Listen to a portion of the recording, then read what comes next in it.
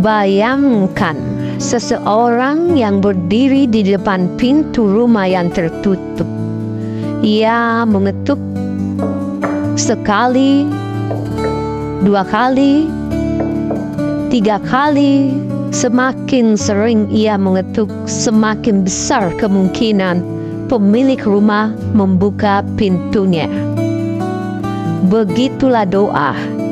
Ia adalah ketukan hati yang penuh harap di pintu rahmat Allah Subhanahu wa Ta'ala.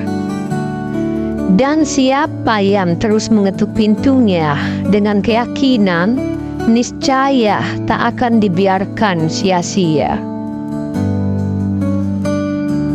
Berdoa bukan sekedar meminta. Berdoa adalah menguatkan jiwa. Sebuah bentuk pengakuan bahwa kita butuh pertolongannya.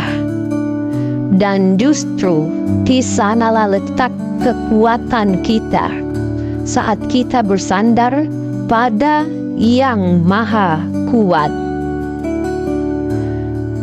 Dalam Al-Quran surah Al-Ghafir ayat 60 dikatakan bahwa, dan Tuhanmu berfirman, berdoalah kepadaku, niscaya akan kuperkenankan bagimu.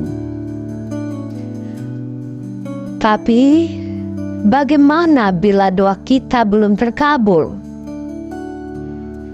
Jangan sampai hati kita merasa kecil. Perasaan tidak dikabulkan bisa membuat kita mengerbilkan diri, dan itu bukanlah adab seorang hamba kepada Tuhannya. Rasulullah Shallallahu Alaihi Wasallam bersabda, doa adalah senjata orang beriman, tiang agama, dan cahaya langit dan bumi. Hadis riwayat Al-Hakim. Doa adalah tanda bahwa kita masih punya harapan, masih punya semangat, karena orang yang terus berdoa tidak akan pernah putus asa. Sebagaimana dalam Al-Quran surah Yusuf ayat 87 yang bunyinya seperti ini. Dan janganlah kamu berputus asa dari rahmat Allah. Sesungguhnya tidak ada yang berputus asa dari rahmat Allah kecuali orang-orang kafir. Mari kita tengok sejarah. Di medan Badar, ketika pasukan muslim sangat sedikit, siapa yang berdiri kokoh di sisi Rasulullah Shallallahu Alaihi Wasallam? Imam Ali bin Abi Thalib. Ia tidak hanya gagah di medan perang, tetapi juga kuat dalam doa. Dalam riwayat disebutkan, Rasulullah Shallallahu Alaihi Wasallam malam itu tak henti-hentinya berdoa. Ya Allah, penuhi janjimu. Ya Allah, jika engkau membinasakan kelompok ini, maka tidak ada lagi yang akan menyembahmu di bumi ini.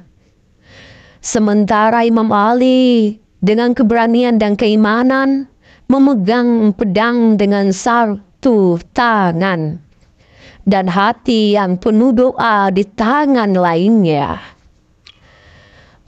Kemenangan di Badar bukan hanya karena jumlah, tetapi karena keyakinan.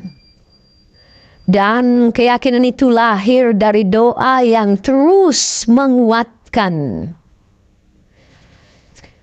Doa bukan hanya untuk terkabulnya permintaan, tetapi untuk memperkuat batin. Karena terkabul atau tidaknya doa adalah hak prerogatif Allah Subhanahu wa Ta'ala. Hak prerogatif Allah Subhanahu wa Ta'ala.